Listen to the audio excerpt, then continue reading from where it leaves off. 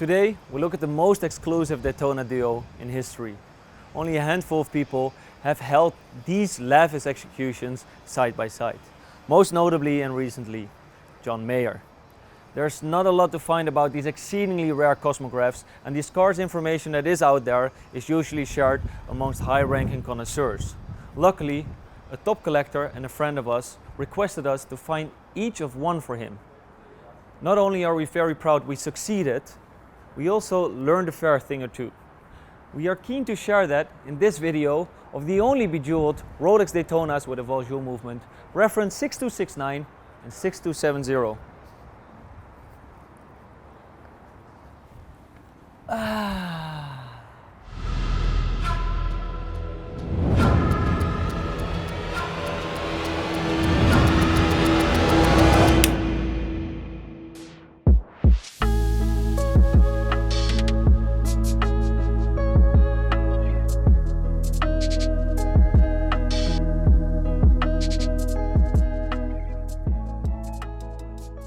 To fully grasp what is so special about them, it is important to put it in historical perspective. Rolex debuted most of their tool watches solely in steel. The first professional model that also had a precious metal counterpart was the GMT Master 6542-8.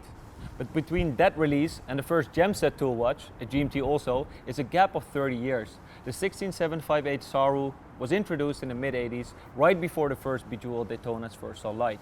Yet, unlike the 6269 and 6270, the Saru wasn't given its own reference.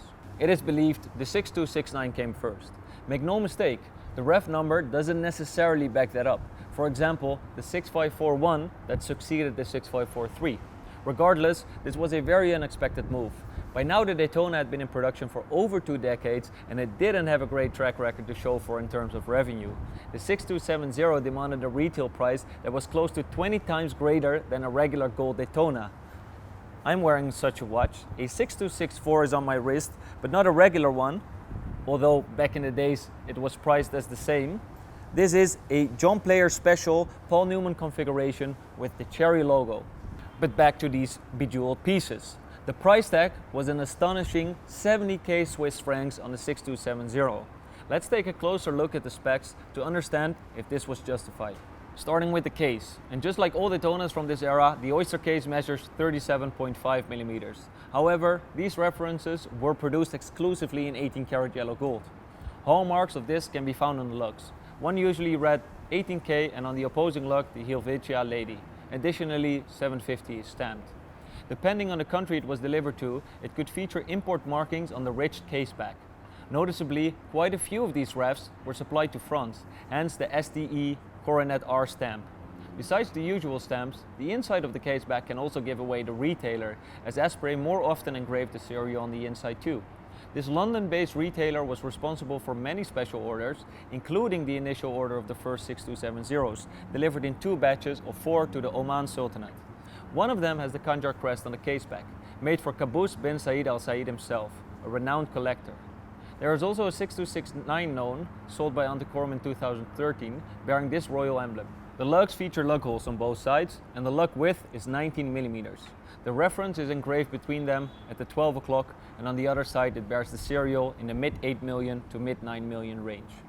Previous information was merely to present an inclusive examination, but aren't necessarily divergent. What spec is decisive for it to be either a 6269 or 6270? The bezel. For the first mentioned, Rolex opted for brilliant cut diamonds, 44 in total to be precise, whilst the 6270 featured 28 baguette cut diamonds, totaling up to over 3 carats in the bezel alone. After studying 3 different 6270s, we can conclude Rolex used at least top Wesselton and VVS quality. Might come in handy when determining the originality. Now over to the crown. As you probably know, there are 2 subcategories of the 4-digit reference Daytonas, either with pump or screw-down pushers. Both references in today's spotlight feature last mentioned construction, either in MK2 or MK3. To ensure waterproofness to some extent, it sports a triplock crown. Whoop. Now for the bracelet. More often than not, the Daytona is associated with the Oyster bracelet. Yet there are plenty of examples where the customer's preference of a different configuration was granted. As the President doesn't fit between the 19mm lug width, a Jubilee was the best contender for an alternative look on your gold Daytona. Neither the 6269 nor the 6270 were in the catalog, and no official ads have surfaced, so it's impossible to tell what bracelet Rolex had in mind, but it's safe to assume that if you were to spend such an exorbitant amount, the choice would be yours. The dial and hands. Contrary to popular belief, the Gemset dial isn't inherent to either the 6269 or the 6270. Scarcely a regular champagne or black dial was mounted. I found an interesting letter from Rolex confirming this.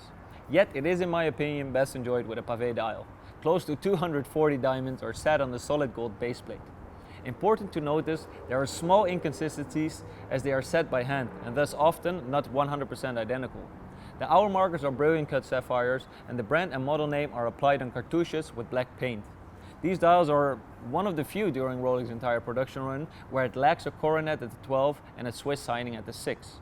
Whilst the 6269 has a more common color on the counters, the contrasting subdials of the 6270 are more discernible. Blue, possibly with a strong purple hue. The text is in gold, opposed to black on the champagne totalizers of the 6269 pavé dial. Over to the hands. It is pretty much standard practice to supply models without the luminous material on the dial with matching hands. Usually either monochrome closed ones or with black lacquered stripe in the center. More uncommon, but also encountered some regular baton hands, either with the tritium or where the tritium has been replaced with black lacquer. And the variety within such a small run of this seemingly insignificant matter is in some extent amplifying that it's not a standard production piece.